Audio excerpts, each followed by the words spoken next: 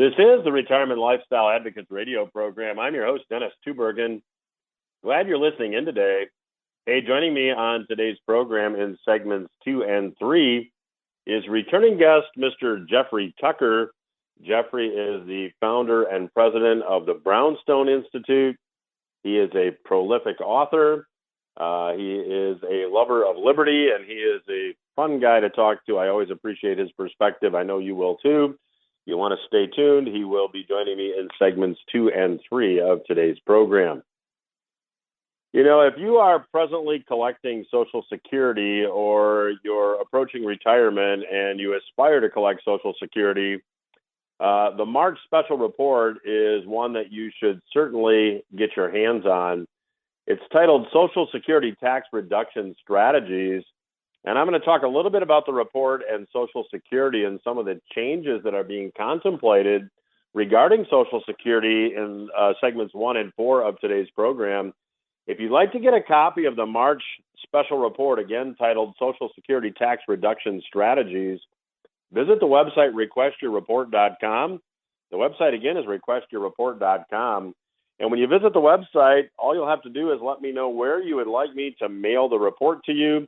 And I'll be glad to do that along with some bonus information, including a copy of the Little Black Book on Social Security Maximization, as well as a copy of my best-selling revenue sourcing book. So again, requestyourreport.com is where you go to request your copy of the report. Now, there's a lot going on in the news about Social Security now, and I'll talk a bit about that in this segment. But when you go look at the very basic Social Security system, Social Security started back in 1935, and if you were one of the first Social Security recipients to begin to collect benefits, you did extremely well. You paid in very, very little, and you collected a lot. That now has completely changed. It's really not unlike a Ponzi scheme where those who collect first fare a lot better than those who are left holding the proverbial bag when the scheme fails. I recently worked with and did an analysis for a 60-year-old high-earning client who paid Social Security taxes in over his lifetime, and the total for this largely self-employed person was $319,000 that was paid into the system. Medicare taxes, $148,000 paid into the system. By the time this client reaches age 65, he will have paid Social Security and Medicare taxes over his working lifetime of well over $500,000. Should he begin drawing Social Security benefits at that point, he'll be more than 80 years old before he recovers what he has paid in taxes over the years. But that 80-year-old plus break-even point assumes that this person will pay no taxes on his Social Security benefits. The reality is many people, once they retire, pay tax on their Social Security benefits. In fact, under current law, up to 85% of your Social Security benefits can be reported on your tax return as ordinary income. So if you're in a 25% tax rate bracket and 85% of your Social Security benefits are taxable, that means you're actually collecting about 22% less in Social Security. Now the break even moves from sometime past age 80 to sometimes past age 85 or so. And that doesn't even factor in inflation. The dollars that were paid in Social Security taxes early in your working career bought a lot more than the dollars that you collect from Social Security. And of course, the reality is, and it's also the sad news is that should this person die prematurely, you'll never come close to collecting what you've paid into the system.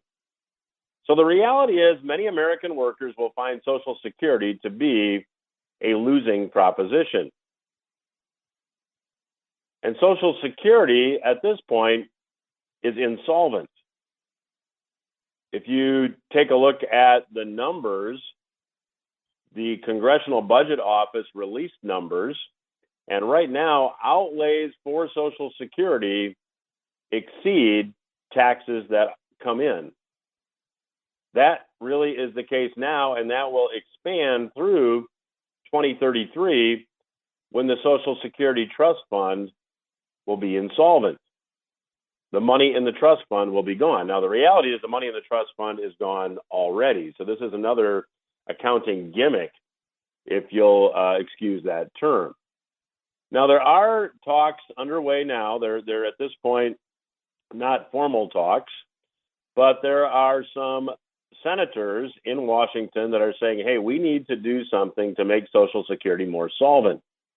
There was an article published on MarketWatch this past week that talked about the fact that Senator Angus King, who is an independent senator from Maine, and Senator Bill Cassidy, who is a Republican senator from Louisiana, are now heading up a group of lawmakers who are proposing that the full retirement age in the Social Security system now move from age 67. And if you were born 1960 or later, your full retirement age is 67.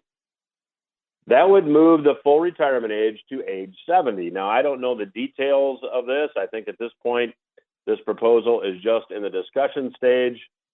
But along with raising the full retirement age to 70, there would also be a sovereign wealth fund that would be created that would help fund Social Security.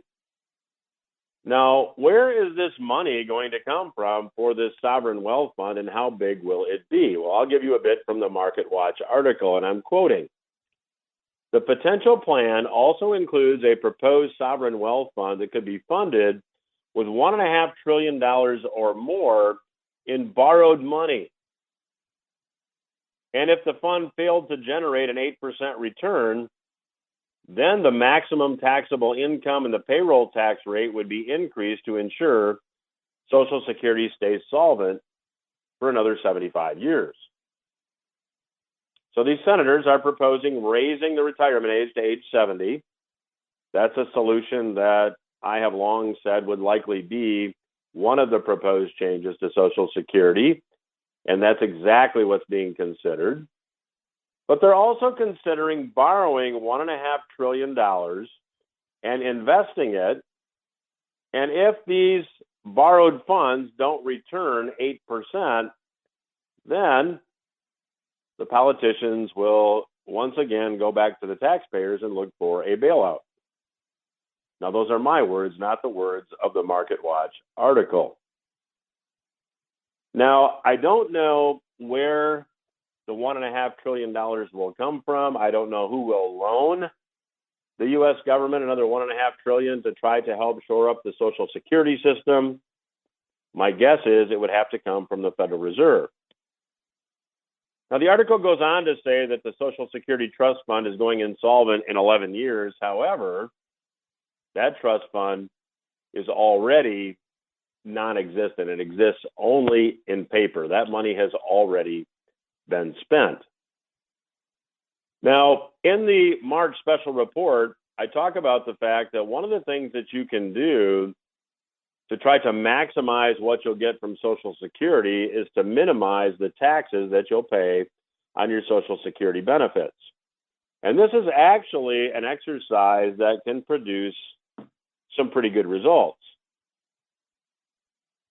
So as time passes and we do see changes, if you're minimizing the taxes on what you get from Social Security, you're going to be far better off. Now, what we need to do is take a look at how Social Security benefits are taxed.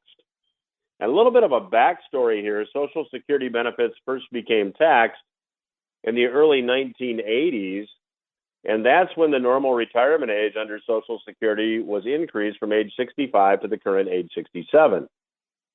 At that point, up to 50% of Social Security benefits could be taxed. And in 1993, the law was changed so that up to 85% of your benefits could be taxed.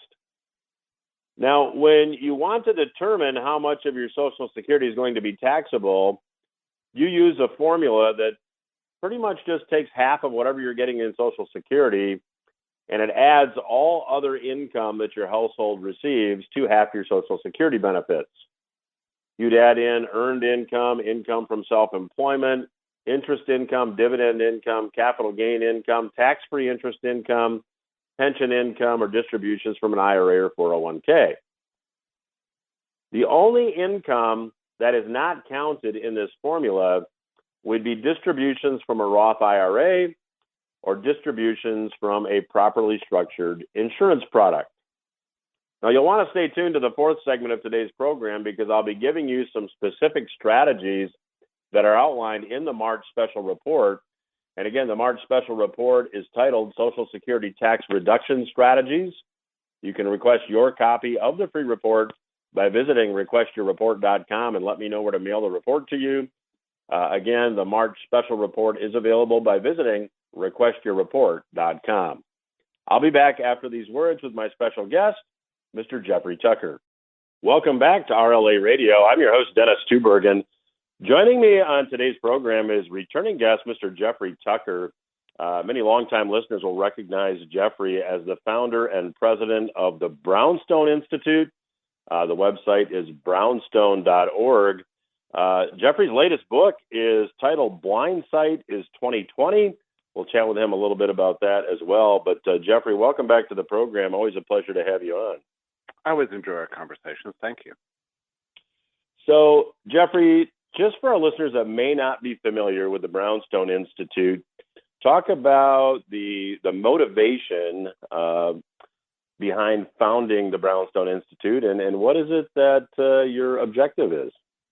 The impetus for its founding was, of course, COVID and the response to COVID, because I realized very early on it wasn't just really about COVID. It was about a real contest we're facing between a functioning society and what is emerging as a sort of biomedical security state that really does threaten fundamental freedoms of everyone in the world, and not just for this crisis, but for many that are coming. Just realizing the, fundamental radicalism that the response really meant, it caused me to realize we needed a serious and robust intellectual resistance and to what happened to us, and to fundamentally rethink certain fundamentals of what freedom means, and so that's really what Brownstone is about. So Jeffrey, talk briefly, if you would, about your most recent book. Love the title, Blind Sight is 2020. Yeah. So when you say mine, it's Brownstone published it. It's by Gabrielle Bauer, who's a good journalist, and she each chapter just takes on one, two, or three of the great people who were pretty much alone from 2020 in objecting to what was happening with the COVID response, and it marches through various medical experts and jurists and journalists, and I guess she profiles something like about 48 different people. Now, it's an interesting thing to look through this list of names, because there just weren't that many people who were on the right side of history. It was really not many at all. And nowadays you find lots of people say, oh, I was always against the lockdowns. Well, that may be true, but there weren't that many, I guess, prominent names that you could find throughout most of 2020 who were fundamentally objecting to all this stuff that was going on. And the thing I found, Dennis, as we're looking at these people, and I consider them all, heroes in the old-fashioned sense of that term, which is to say, doing self-sacrificial good at a great personal cost that really was not morally necessary, but is meritorious and really essential for the continuation of a functioning society. So that's, in this case, what I would consider heroism about this. And I'll tell you what, I was thinking about this the other day, because Brownstone held I guess you would call it like a private retreat. I would like you to come to one of those, by the way, one day. But it was our first private retreat of scholars and fellows, and we had about 30, which was about a good group to facilitate conversation and learning. And I got up to talk, and I looked around the room, and something occurred to me. There wasn't a single person in that room who was doing the same thing now professionally or geographically or otherwise that he or she was doing in 2019. In other words, every one of these people experienced major life disruptions, having to, getting fired from the law firm, having to move from New York to Florida, getting tossed out of academia, losing their position at a newspaper, getting their medical license ripped away, losing a book contract, having to figure out a new way to make money through Substack, whatever the thing is, that every person there had experienced this kind of wild life disruption. And unfortunately, this is what happens when you go against the norm. But you have to go against the norm in order to preserve society. And maybe that sounds hyperbolic to you, but I can elaborate on that if you'd like me to.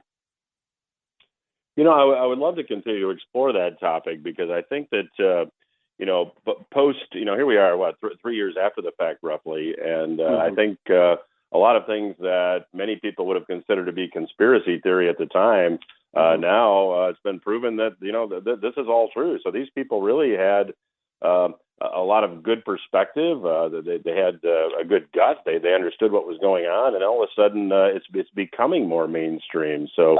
Well, let's dig into that a little bit more. Yeah. So just to review, there was this time in the spring of 2020 where we were all sitting around at home wondering why we were doing this. How come we can't go to church? How come the movie theaters are closed? Why can I not go to the gym? How come all the businesses downtown are boarded up? How come I can't even go to find a dentist who will see me? How come I can't attend my grandmother's funeral in another state? And so it was all very strange. And we were all asking the question, why was this happening? And that seems like there should be an obvious answer to it, but it's not so obvious, really, why they did it, because there was not really an exit strategy or even a theory. I mean, for example, I'll just the obvious point, you can't make a virus disappear because you hide from it. You can't just stay in your apartment, forever?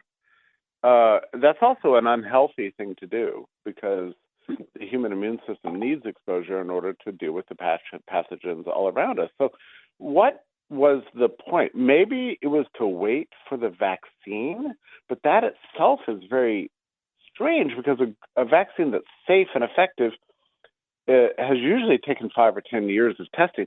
Not only that, but a coronavirus does not lend itself to being vaccinated against, simply because of its tendency to mutate and circulate and change clothes all the time, right? I mean, we've known this for many, many decades, and so nothing really made sense of it. And even now, I ask myself that question. So just when you called today, I was finishing reviewing some of this history, and I bumped into a piece of correspondence from March 2nd, 2020. That's 2 weeks before the lockdowns began, and just a few days after the New York Times had called on us to go medieval. An email from Anthony Fauci to Michael Gerson of the Washington Post, who was constructing an article at the time trying to explain what it is that was about to happen to us and why. So he writes Fauci an email. He said, it's the purpose of the lockdowns to wait for the vaccine. Fauci writes back and says, no, that's not the purpose. The purpose is to keep people separated so that they don't infect each other. And if we do that long enough and drive down the infection rate to less than zero, the virus will go away on its own. And Gerson takes that paragraph and reprints it word for word in his own column and attributes the idea to himself. Now, that sounds rather innocuous, but actually we know that just staying away from the virus doesn't cause the virus to go away any more than taking down your umbrella causes the rain to stop. This is a grave confusion. And so it makes you wonder, what did Fauci actually have in mind? And how long given that you cannot make a virus go away by just having everybody stay indoors, how long did he imagine these lockdowns would go on? And I reluctantly conclude that the answer is forever. And the reason I know that is because about 5 months later, he wrote an article for the journal called Cell, in which he says, you know what the real problem is? The real problem is people. The real problem is that we live in a human-dominated world. And we've been doing this for at least 12,000 years. That's the real issue. That's what we need to put a stop to. And that's the article in which he said we need a new infrastructure of human existence, in which basically we get rid of cities, we get rid of birthday parties, we get rid of sports events, we get rid of bars, restaurants, and all the normal things we consider to be society, say nothing of freedom, in his mind has to go. So, that is an astonishing, I mean, I don't know who else you could say believes this kind of things. Maybe the Joker from Batman. But it's hard to come up with anybody else who believes something as fundamentally dangerous and truly insane as that. And yet, Dennis, if you think about it, we let this guy with these views construct the whole pandemic response, not just for the U.S., but for most parts of the world.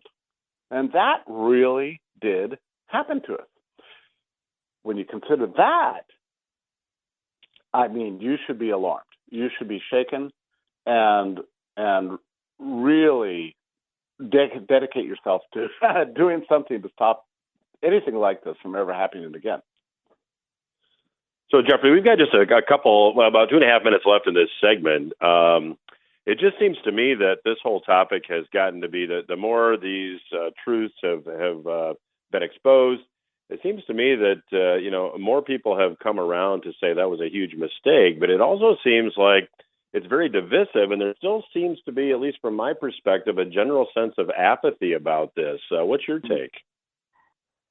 You mean people's attitudes towards people? Yeah, exactly. Like, well, if they're going to make us do it again, I guess we'll have to do it again.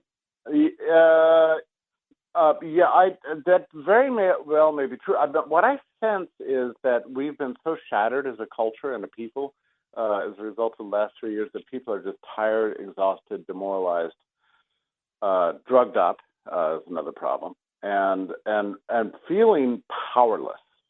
So when you feel powerless and you're demoralized and you think that there are people running the world that are much stronger than you, there's nothing you can do about it, you tend to give up and become a little bit apathetic. And I do think that's actually extremely dangerous. Well, I'm chatting today with Mr. Jeffrey Tucker. He is the founder and president of the Brownstone Institute. I would encourage you to check out their work, brownstone.org. I very much enjoy their work. And also check out the book, Blind Sight is 2020.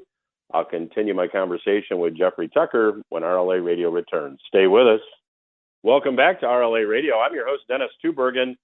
I'm continuing my conversation with Mr. Jeffrey Tucker in this segment. If you're just joining us, Jeffrey is the founder and president of the Brownstone Institute. You can learn more about the Brownstone Institute at brownstone.org. And Jeffrey, we were chatting a bit before we actually started recording today's interview about the most recent jobs report. And I had mentioned that on a webinar, I commented that the raw data said that the economy lost 2.5 million jobs.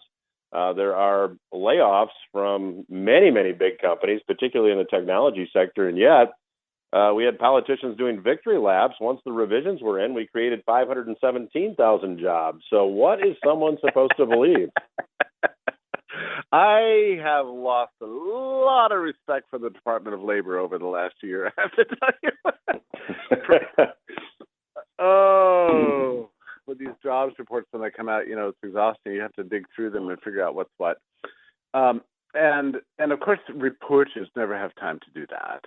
So they race to run the headlines, and that's largely dictated by the first 2 or 3 sentences of the press release itself. And those have been seriously politically compromised And we see it across the board, basically with everything the Department of Labor does, whether it's the jobs reports or the inflation reports. I mean, the inflation reports were particularly ridiculous this last month, because they all showed worse, a reversal of the declines in the rate of increase, meaning that inflation is reaccelerating. But the Department of Labor didn't want to put it that way, so they said that it's firming, cooling, all kinds of language. And of course the major media just dutifully reported it. And it's the same thing with these jobs figures. Once you dig into them, I mean, there are two surveys, household survey and the institutional survey, and they come up with different results. But what's fascinating is that to the extent you see jobs being created at all, they're almost overwhelmingly existing job holders taking a second and third part-time jobs. That's what's actually going on. I mean, which, if you think about it, is really alarming. You could call that job creation, but if you're moving from a kind of a comfortable full-time employment to having to become an Uber driver and a DoorDash person and moonlight on the weekends just to pay the bills, that's not necessarily good news. And that seems like that explains the bulk of what we're seeing in job creation right now. So if you get fired from your full-time job and you have to take 3 part-time jobs to make up for the difference, I mean, are you making a mighty contribution to job creation, or is that generally pretty bad news for you in your life?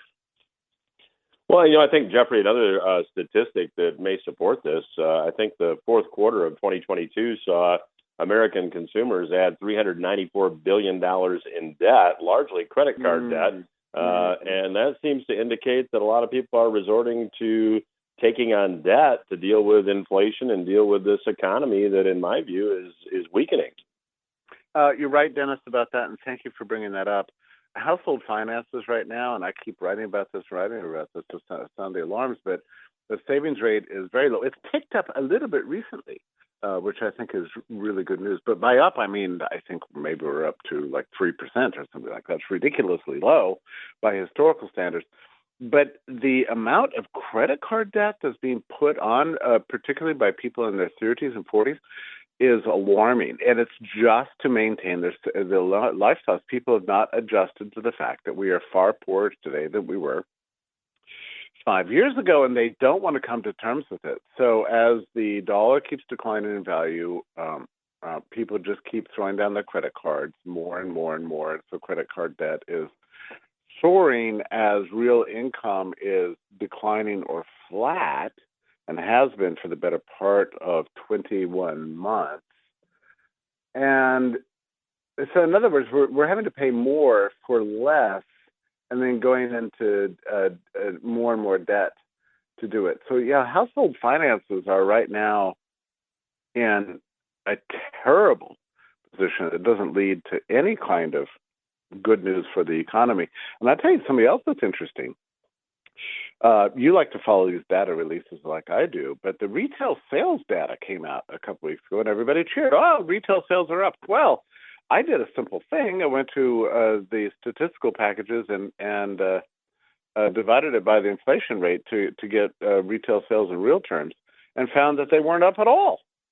Actually, it just means that people are spending more money because you have to spend more money because of inflation. That's not an increase in retail sales. That's spending more money for less. So, that doesn't represent a sign of recovery. I tell you what, everybody, all of your listeners need to be extremely careful about reading the economic news in the mainstream press these days. I mean, it is so bad they can't even accurately report labor data, inflation data, retail sales data, and they certainly don't report what you just talked about, the skyrocketing of debt. Jeffrey, I want to shift gears. There's never enough time when I start talking to you, so I do appreciate you being on the program, as do the listeners. But when you take a look at Fed policy right now, we have interest rate increases that are becoming more measured, a quarter point at the last Fed meeting. Uh, to me, the Fed has one of two choices here. They're gonna stay the course, and the economy is going to continue to weaken because it's been largely artificial due to Fed policy in the first place, or they're going to pivot, which is the new vogue term, and go back to easy money policies, which I happen to think will likely happen, but that will only lead to probably a bigger deflationary event down the road. I'd like you to get out your crystal ball and tell me how you see this playing out. Yeah, I don't see evidence yet of a pivot. What I see is a continuing tightening with higher and higher interest rates, which, in historical terms, we've never seen interest rates increase this far, this fast in the whole history of the Federal Reserve. But you have to remember that in 2021, the Fed faced an impossible situation. We had inflation roaring, nipping at double digits, while the federal funds rate was barely above zero. So the great game that the Fed has to play here is to find what Powell calls the terminal rate, which is to say you need short-term interest running ahead or higher than the inflation rate, however you want to calculate it. Well, they had a huge job to do. And the thing is that once they set out to do that, they couldn't really reverse course because that was the policy. I mean, and as far as I could tell, they still believe that, which means that they need to get rates at least a point or two higher than they are right now in order to do something about the inflation problem. And, Dennis, I think maybe a couple months ago I would have agreed with you that they were going to pivot in order to achieve this, what they consider to be a soft landing. But when you look at the inflation data out of January, you saw the CPI reaccelerate, the PPI reaccelerate, and the price deflator, the consumer price deflator thing that the Fed follows so carefully, that also reaccelerated. So across the board, we're seeing a reacceleration of price pressure up. That is surely alarmed the Fed. And my guess is that they're going to stay the course right now and continue to ramp up interest rates a quarter point at a time until something can happen to bring this inflation back to a manageable level. The new target is not 2%. It might be closer to 2.5% or 3%, but they're nowhere near that right now. So my guess is that it's just going to continue this policy. Now, what this means, I mean, there's some good news and bad news. Let me just say the good news first is that your listeners can make money, maybe not in real terms, but at least for the first time in 70 years, keep money in the bank and earn a return. That is good news. CDs are a good deal right now. Money markets are at least making money. This is a new world. You hadn't been able to make any money by saving money for 17 years. You had to always chase out the speculative investments in the stock market, right? But that has changed, and so that's very good news, and I think that also accounts for the uptick in the savings rate a little bit. The bad news for many, many workers in this country and many owners of businesses, large businesses, is that it means a big continuing industrial shift out of the right side of the yield curve over to the left side. So what that means is that the big companies are going to continue to shed labor costs in the form of human beings. I mean, Musk set the standard by firing 3 of 4 employees at Twitter and thereby causing the company to work better than ever, right? So that's a symbol to the rest of corporate America that they need to shed.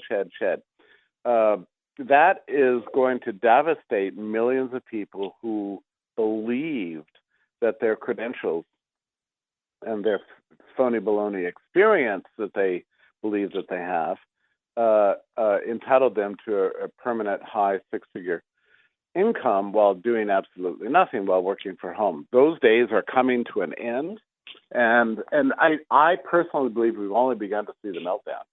Now, while this is happening, we see a huge labor shortage in many, many industries on the left side of the yield curve that involves hospitality and what we think of as like just consumer service, retail, consumer services, and that sort of thing. I mean, it's a remarkable thing. I mean, in my neck of the woods, we have all sorts of really high-end restaurants that have unlimited demand for their product, but cannot find workers to make the food and serve it and clean the pans and that sort of thing. So there's massive shortages in those sectors, while there's huge surpluses in the high-end white-collar professional Zoom jobs that thrived over the last 15 years. So that's all changing dramatically. In fact, I think it's only begun to change. We're going to see the largest industrial disruption of labor market allocation that we've seen in our lifetime. So it's taking place right now. Well, my guest today has been Mr. Jeffrey Tucker. He is the founder and president of the Brownstone Institute. You can learn more by visiting the website brownstone.org. Jeffrey, always a pleasure to have you on the program. Love to have you back down the road. As I said before, I always get terrific feedback when you're on the program, so thank you for joining us. Well, it's always a pleasure to talk to you, Dennis, and we'll be in touch. We will return after these words. You are listening to RLA Radio. I'm your host, Dennis Tubbergen, and thanks again to my special guest today, Mr. Jeffrey Tucker, for joining us on today's program. If you're just tuning in, I have available a brand new March special report. The March special report is titled Social Security Tax Reduction Strategies. You can get a copy of the report as well as some bonus information by visiting the website requestyourreport.com. The website again, requestyourreport.com, and I'll be very glad to get a copy of the March special report out to you. Now, prior to the break in the first segment, I was talking about the fact that there are some changes being proposed now, at least informally at this point, to the Social Security system. One of the changes being discussed is raising the full retirement age under Social Security from age 67 to age 70. Now, when you look at how much longer people live today, actuarially, this change actually makes some sense. But in addition to that, the senators that are spearheading this movement are also proposing that $1.5 trillion is borrowed and deposited into a sovereign wealth fund and invested. And if that investment fund does not make at least 8%, then Social Security taxes would go up. Now, the question, of course, is if you're listening to today's program, what should you be doing? What should you be considering to maximize your benefits from Social Security? And one of the best things that you can do is look at strategies that will reduce the taxes on your Social Security benefits. Now, Social Security benefits first became taxable back in the 1980s, 1983 to be exact. And 10 years later, in 1993, that law was amended so that up to 85% of your Social Security benefits can be taxable. Now, when determining how much of your Social Security will be taxable, you take half of your Social Security income and add in any other income you have from any other source, with the exception of distributions from a Roth IRA or tax-free distributions from a properly structured insurance product. So it only stands to reason that if you can get more income from a Roth IRA down the road or a properly structured insurance product and less income from other sources, you may pay less in tax on your Social Security. Now, one of the big obstacles to people that accumulate money in a 401k or an IRA is that now at age 73 this year, required minimum distributions begin from an IRA or 401k. What that means is if you have money in an IRA or 401k, once you reach age 73, and that's a new age in calendar year 2023, you'll have to start taking distributions from your IRA and paying tax on it. And you have to take these distributions even if you don't need them for income. And these distributions are added in to the formula that will be used to determine how much of your Social Security is actually taxable. Now, a Roth IRA does not have a required minimum distribution requirement. You're never going to be forced or compelled to take money out of a Roth IRA. And with tax rates lower for the next 3 tax years in 2023, 2024, and 2025, it may make sense for you to consider Roth IRA conversions. Now, certainly get appropriate advice from an appropriate professional. In the March special report, I talk a bit about who should consider this. And again, if you're just tuning in, go to requestyourreport.com. I'll be very glad to send you a complimentary copy of the March special report that talks about reducing taxes on Social Security. But suffice it to say that if you're married and you file a joint tax return, you do not move out of the 24% tax bracket until you have $364,200 in taxable income. Now, if you're a single taxpayer, the threshold is exactly half that. It's $182,100. Now, in 2026, when tax rates revert back to the rates that were in effect in 2017, at about $89,000 in taxable income, you'll move into the 25% bracket. So through 2025, you don't move out of the 24% bracket until you have over $364,000 in income, but then starting in 2026, you'll move into the 25% bracket at about $89,000 in income. That means many people should be taking a look at converting traditional IRAs to a Roth IRA over the next 3 years where tax rates are lower, and that can have a significant impact for many people on the level of tax that you'll pay on your Social Security benefits. Now, if you'd like to learn more, again, I would invite you to get the March 2023 special report. That March 2023 special report is titled Social Security Tax Reduction Strategies. You can get a copy of the report as well as some bonus information by visiting the website, requestyourreport.com. The website, again, is requestyourreport.com. Let me know where to mail the report, and I'll be very glad to get it out to you. That's all the time I have for this week's program. I hope you got something you can use. I'll be back again next week.